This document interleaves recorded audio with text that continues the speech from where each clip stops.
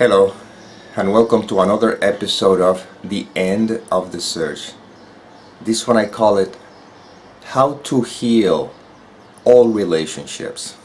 Now, we know, or I know, that these videos point to what we are in essence, which is non-dual.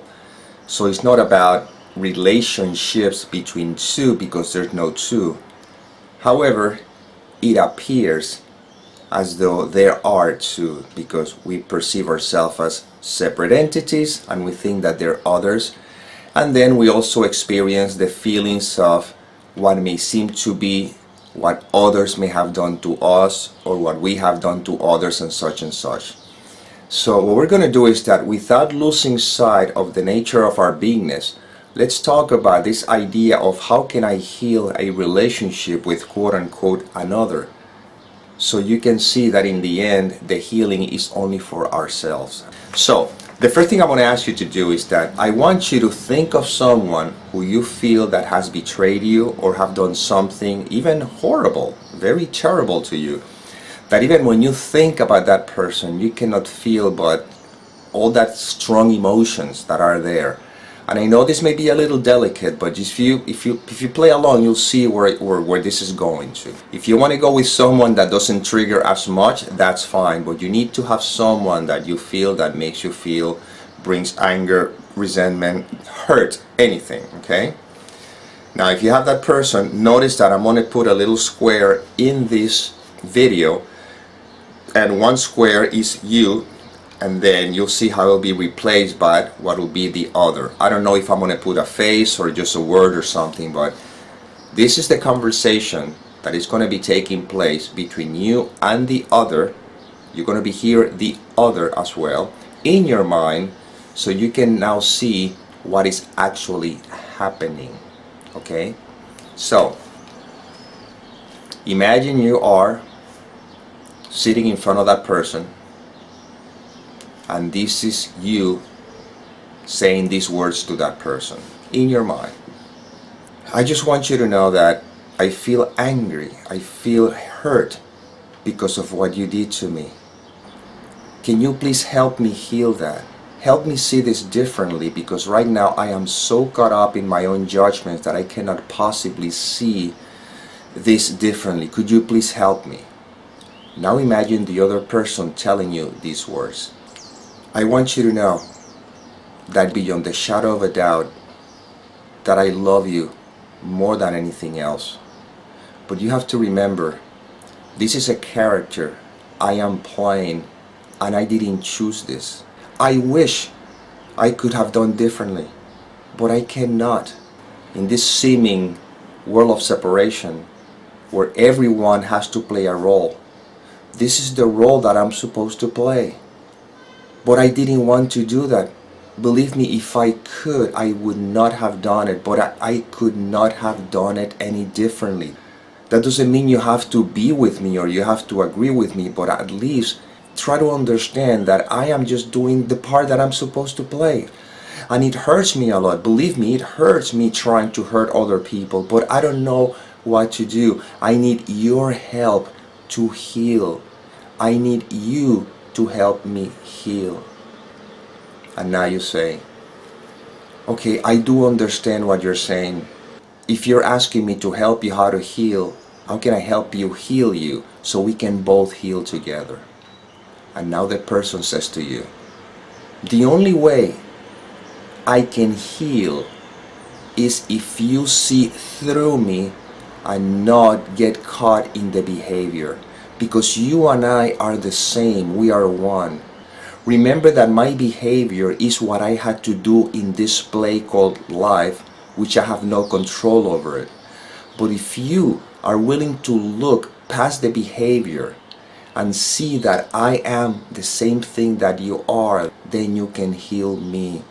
And I know that if you can heal me, you'll be able to heal yourself, because I was put on this earth to put you in contact with that part of you that you may have overlooked, which is the belief that you're separate from me and that we're separate from wholeness. So please, all I'm asking you is don't agree with my behavior. You don't even have to be with me in this world of appearances. But when you think of me, look past the behavior and just remember that I did not do anything on purpose. Nothing is personal. I would never do anything to hurt you. But I could not have done it any differently. Since I have forgotten who I am, I need you to help remembering who I am. Please remember, it is not personal. I did not do anything to you. I cannot do anything other than the will of life. So I need your help. That is how I can heal. And you will see that by seeing the truth in me, you'll be able to see the truth in you. And that is how you can heal as well. Don't let my behavior distract you from the truth of what we are. Please, do your best to remember that. It is not personal. I did not do anything to you. This is the role that I had to play. And as painful as it is for me, this is what life asked me to do. And I could not have done it any different or any better. Could you please see through my behavior? Remember that I didn't do anything to you. Could you please remember that? So at least you can help me heal. By letting go of all the judgment about me, you'll be able to experience the love that is in you. And that's how you and I heal together. Now that you've heard his words, now this is what you're going to say to that person.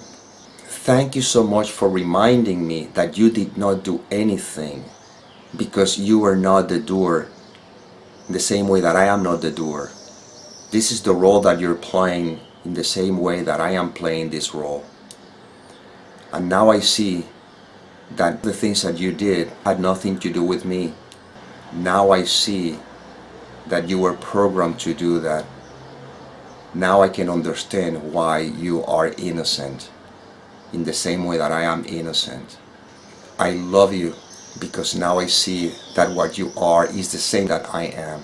And all you are doing is helping me get in touch with the fear in me so that I can heal. I understand what you had to do.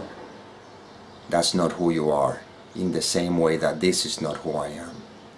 Thank you so much. And I love you. Always. Now you see that if the world of appearances all are the very same energy that you are a part of, because you are that energy, but the different seeming appearances is the same energy appearing in different apparent shapes. Now, although I can understand that some shapes may have behaved in a particular way that might seem hurtful to us, in a way, what those shapes are representing is the parts of me that I don't want to see in myself, and now I project it onto the other, not only to continue perpetuate the belief that I am a separate entity from the other, but also so that I don't have to look of all the feeling, all the hatred, the anger, the resentment that is in me that I need to heal. Because resenting another one, as even though logically the argument is perfect by the mind, oh, look what that person did to you, you should feel that way.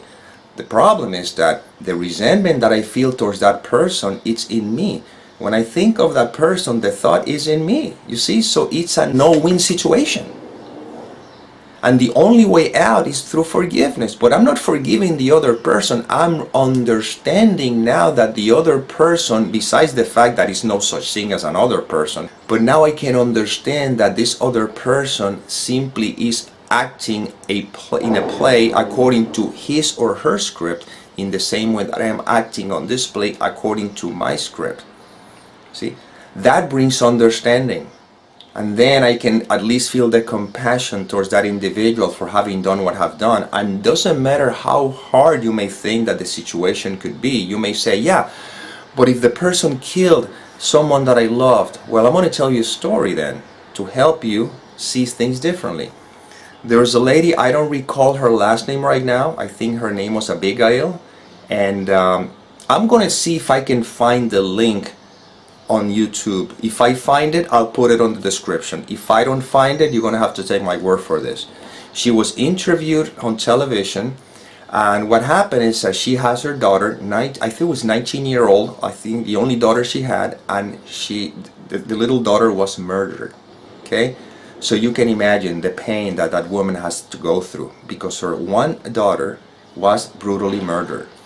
Well, she was dealing with all the anger, the resentment that, I guess most people would deal with, until she came across with a teachings of A Course in Miracles. And consequently, she realized that that other person is herself.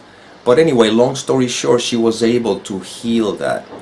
Consequently, she went to a prison to talk to the person who did that act, that horrible act, if you want to use those terms. And she was able to heal that, and they became very good friends. And that person, I believe, was in death row. And now she has a foundation where she goes to different prisons and she talks to the people who are on death row to let them know that they are innocent. You see the transformation? Now, right now, from the ego perspective, or from a mind that is very identified with the sense of identity, you cannot even fathom the possibility that that could be possible. But that is the power of the miracle of healing when you recognize and remember who you are. Well, you see, these videos are not about trying to heal other relationships, even though this particular one, I gave you this specific scenario. This video is about remembering who you are. Because when you remember who you are, by the way, it's not you, the person who remembers who you are. Just keep that clear. But again, this is the limitation of language. As the judgment is dropped, because there's a recognition that I am, which is the love that we all are, a consequence of that is that you will be able to see everyone as innocent as you are. Okay? But for now, we did this little exercise that is more on a logical, conceptual level, so you can see, oh my God, I've been judging these people, forgetting that, first of all, none of the things that they did was personal, and second of all, they did what they did because that is what their journey is supposed to be like. If I really see how they grew up and how they were raised, and I could get into their mind, I could understand why they behave that way. But my job is not to judge them, is to love them. Not the love them in the love that most people thinking of feeling or something. No, it's the absence of judgment, see, which is the absence of fear, because fear is caused by a judgment. And consequently, I cannot be but love or loving, you see. Once again, I don't have to invite everybody home. There's people who behave in a particular way, that is their script, without any judgment towards them. I realize that's how you're supposed to behave. That's fine. I keep my distance. But inside I know that you and I are one and the same. And consequently, that is what I love you. I will never stop loving you in spite of not wanting you to hang out with me. You see? This is what we're pointing to here. So as you sit in the recognition that I am, because every judgment you have about anybody else still are thoughts. You see? See how we're going back to the same thing? What if you simply bring the picture of that person that I told you to do it at the very beginning, and instead of going through the whole dialogue, which is something I use to try to help you see if you can soften up these walls of separation, we can have another approach, which is this. Right now, don't believe anything you think about that person or about anything. Just don't identify with any thought. And what is left? What is left is what is. That's what is referred to as love, essence, presence, oneness, beingness. And as a consequence of that, if you keep reminding yourself of that, then you're resting in what you are, or at least within the world of appearances, closer to the essence of what you are. And that's all we have to do. And as you keep experiencing that which cannot be described, but is your right now, your ever-present experience, the absence of judgments, we could say the love, then that is what you're going to extend to everything and to everyone. You see? Because you're no longer distracted by the conceptual mind. You still behave in the world doing things like everybody does, but you will do it with a different mentality, you see. And then all the resentment, which is nothing but resentment, hatred, anger, which is nothing but thoughts, once they are seen through, they're no longer a distraction, then you can rest in peace. You can live happily. And that's what we're pointing to the happiness and the peace that you will not going to find in the future, but that you are right now when you're not identified with the content of the mind. Well, this is inspiration that came through. I hope it served, and as always, may peace permeate the mind so that love can be extended.